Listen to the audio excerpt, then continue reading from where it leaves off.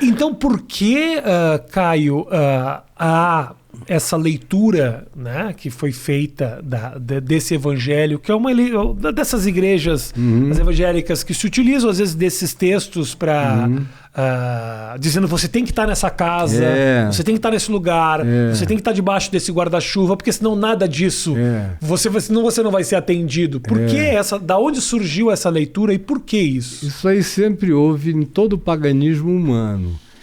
Isso é coisa de bruxo, que quer controlar a alma. Aí eles injetam medo no cara, um monte de juízos, eles inventam uma quantidade enorme de transgressões que não tem nada a ver com o evangelho. Aí o sujeito não se preocupa mais nem com o evangelho. Depois disso, a preocupação dele, o compromisso dele é frequentar o lugar, é obedecer ipsis literis o que aquele líder, na maioria das vezes, translocado, está falando, e cumprir o que ele fala profeticamente, em nome do Senhor. Aí pode ser uma coisa contra o evangelho. Mas o pessoal também não é estimulado a ler e compreender por si só. Ninguém quer que as pessoas aprendam a andar com as próprias pernas, porque isso gera uma liberdade, dá uma autonomia, gera consciência.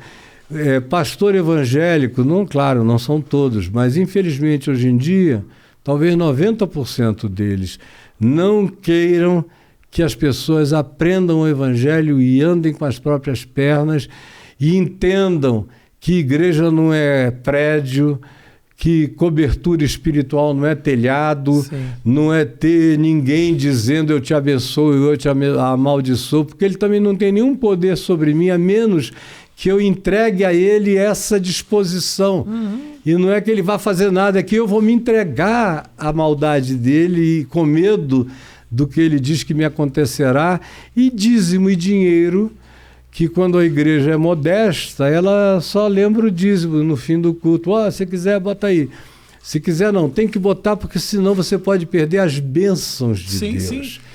E aí tem as igrejas caça-níqueis, que são verdadeiros cassinos religiosos, onde o cara, toda vez que vai, tem que botar dinheiro, e quanto mais ele quiser receber grana, mais grana ele tem que pôr. É uma relação de dinheiro com dinheiro. Prosperidade é dinheiro. Como você tem 2.000 pessoas num lugar, você conta essa história, aí diz que tem que tocar a trombeta de Josué para derrubar os muros de Jericó da tua vida. Aí eles te dão aquela trombeta muito mal feita, mas você tem que deixar R$1.000 lá, 2.000, aí dá para você comprar a fábrica de trombeta.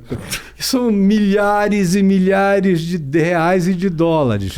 No meio de 2.000, 3.000, haverá sempre uns 100, estatisticamente, que com aquilo ou sem aquilo, mas com a motivação de dizer Deus está comigo e eu vou ganhar, ele dá uma prosperada.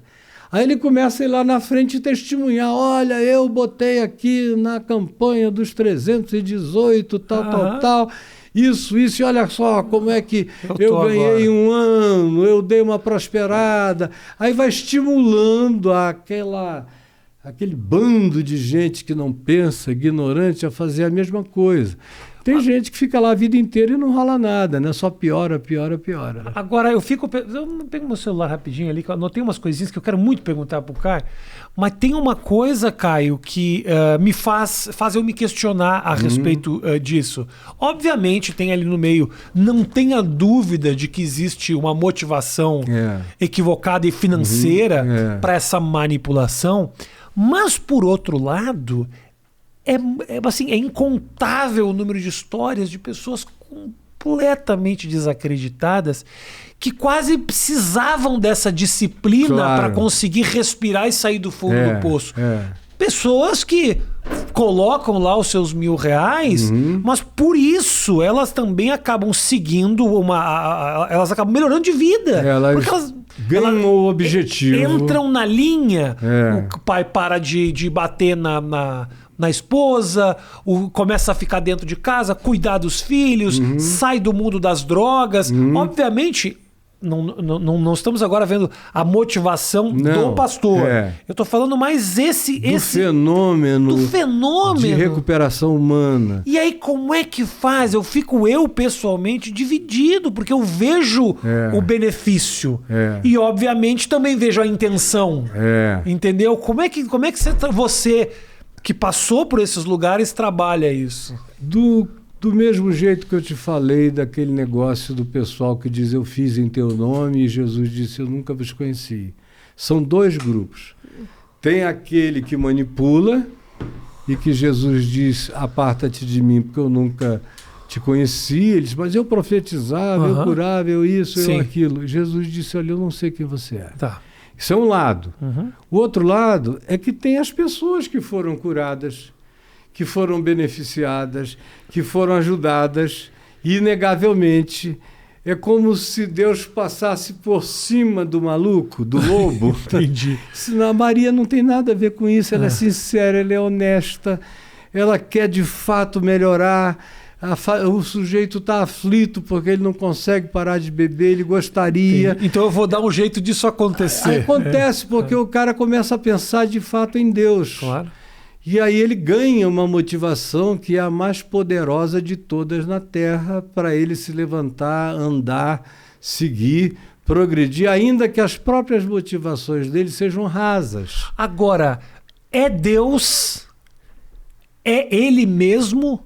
Ou essa força dele mesmo é Deus? Não, é ele mesmo na maioria das vezes, porque o poder da automotivação e da indução motivacional praticada em nome de Deus, ainda que com métodos todo perversos e motivações todas equivocadas e com objetivos bandidos no processo, são verdadeiras quadrilhas às vezes, mas as pessoas que foram lá e que vão lá estão querendo se ajudar, cada um tem seu limite de compreensão. Aí tem um que só pensa em melhorar de vida, comprar um carro, conseguir refazer os dentes, isso e aquilo, cada um tem sua agenda, tem sua pauta. Sim. E é motivação pessoal. Outros, no entanto, além da motivação pessoal, começam a desenvolver uma fé que transcende a motivação pessoal. Essa fé é que vai operando coisas, às vezes, extraordinárias na vida das pessoas.